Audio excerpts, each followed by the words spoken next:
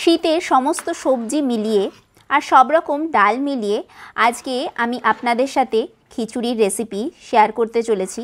খুবই তাড়াতাড়ি তৈরি হয়ে যাবে এই খিচুড়ি প্রেসার কুকারে। তা কেমনভাবে বানিয়ে নিতে হবে এই চট জলদি অপূর্ব স্বাদের খিচুড়ি, সেটা চলুন দেখে নেওয়া যাক। তার জন্য দেখুন আমি সব রকম সবজি নিয়ে নিয়েছি, আলু, মূলো, গাজর, বিনস, ফুলকপি আর তার সাথে মটরশুঁটিও নিয়ে নিয়েছি। এইবার সবার প্রথমে নিয়ে নিচ্ছি ডাল। এখানে আমি 1/4 কাপ মতন মুগ ডাল নিয়ে নিলাম আর তার সাথে 1/4 কাপ মতন মুসুর ডাল নিয়ে নিচ্ছি। এখানে আমি মুগ ডালটা ভেজে নিয়ে নিই, কাঁচাই ব্যবহার করলাম। আর তার সাথে আমি নিয়ে নিচ্ছি অড়হর ডাল।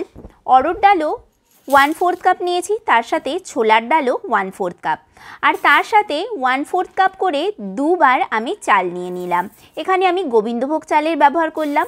গোবিন্দভোগ চালের ব্যবহার করলে খিচুড়ির গন্ধ স্বাদ অত্যাধিক ভালো হয়।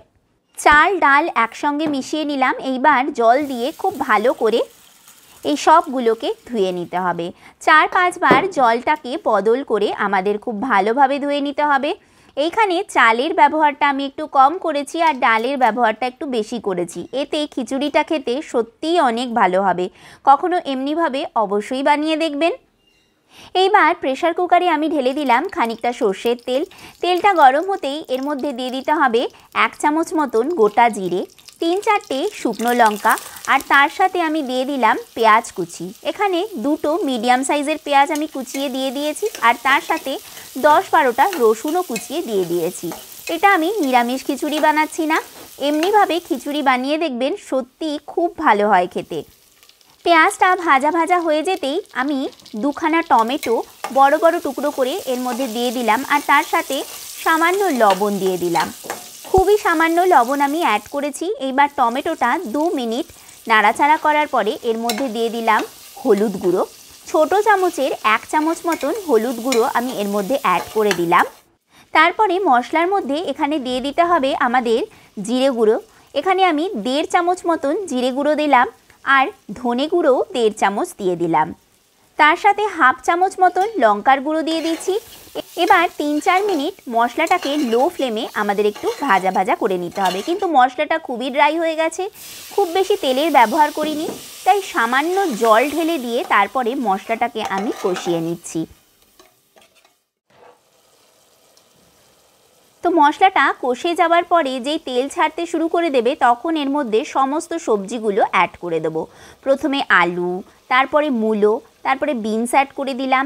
এরপরে আমি ফুলকপি আর গাজরটা অ্যাড করে দিচ্ছি। ফুলকপিগুলো একটু বড় বড় কাটতে হবে, নয়তো গলে মিশে যাবে, বোঝা যাবে না। ফুলকপিগুলো বড় বড় থাকলে দেখতেও ভালো লাগে আর খেতেও ভালো লাগে। হালকা নাড়াচাড়া করে নেওয়ার পরে এর মধ্যে আমি মটরশুঁটি অ্যাড করে দিলাম। এবারে জাস্ট 2 মিনিট মতন সবজিগুলোকে নাড়াচাড়া করে নিতে হবে। তারপর এর মধ্যে অ্যাড করে দিতে হবে এই চাল আর ডালগুলো। তো দেখুন আমি সমস্ত চাল আর ডাল একসঙ্গে অ্যাড করে দিলাম আর তার মধ্যে আমি ঢেলে দিলাম জল। এরপর দিয়ে দিতে হবে স্বাদ মতন লবণ আর এর সাথে আমি দিয়ে দিচ্ছি গরম মশলা। জলটা একটু বেশি দিয়েছি কারণ পরে জলটা আর চালটা মিলে বেশ ঘন হয়ে যাবে, তাই প্রথমে একটু বেশি পরিমাণেই জল আমি অ্যাড করে দিলাম। এইবার আমি প্রেসার কুকারটা বন্ধ করে দেব। বন্ধ করে ব্যাস একটা সিটি দিয়ে নিতে হবে, এর থেকে বেশি নয়। একটা সিটি দেওয়ার পরেই গ্যাসের ফ্লেমটা বন্ধ করে দিতে হবে আর 3 মিনিট মতন ঠান্ডা করতে ছেড়ে দিতে হবে। এরপরে আমাদের সিটিটা একটু বের করে দিতে হবে, মানে যে ভেতরের বাষ্পটা আছে সেটা পুরোপুরি রিলিজ করে দিতে হবে, নয়তো খিচুড়িটা ভেতরে খুবই গলে যাবে আর মন্ড পেকে যাবে। তো সেই রকম স্টেজ যেন না আসে, একটু দানা দানা থাকে খিচুড়ির ডালগুলো, তাই আমাদের বাষ্পটা সিটিটা একটু উঁচু করে বার করে নিতে হবে। তারপরে এই প্রেসার কুকারের ঢাকনাটা ওপেন করে নিয়েছি। দেখুন সমস্ত ডাল চাল সবজি কোনোটাই গলে যায়নি, একদম পারফেক্ট হয়েছে। এই রকম ট্রিক যদি আপনারা ফলো করেন তাহলে কড়ার মধ্যে বা ডেকচির মধ্যে অনেকক্ষণ ধরে খিচুড়ি রান্না করবার আপনাদের প্রয়োজনই হবে না। এই ট্রিকটা অবশ্যই ফলো করবেন। এইবার এর মধ্যে আমি দিয়ে দিলাম কয়েকটা কাঁচা লঙ্কা। প্রথমে দিয়ে দিইনি কারণ খুব বেশি ঝাল হলে অনেকে আবার খেতে পারেন না। আর সামান্য পরিমাণে চিনি দিয়ে নাড়াচাড়া করে নিলাম। দেখে আপনারা বুঝতেই পারছেন যে খিচুড়িটা কতটা স্বাদের হবে। তো অবশ্যই এমনিভাবে বানিয়ে আপনারা দেখবেন। আর ভিডিওটা ভালো লেগে থাকলে ভিডিওটাকে লাইক করতে ভুলবেন না। খিচুড়ি গরম গরম পরিবেশনের জন্য একদম রেডি। তো চলুন এনজয় করা যাক।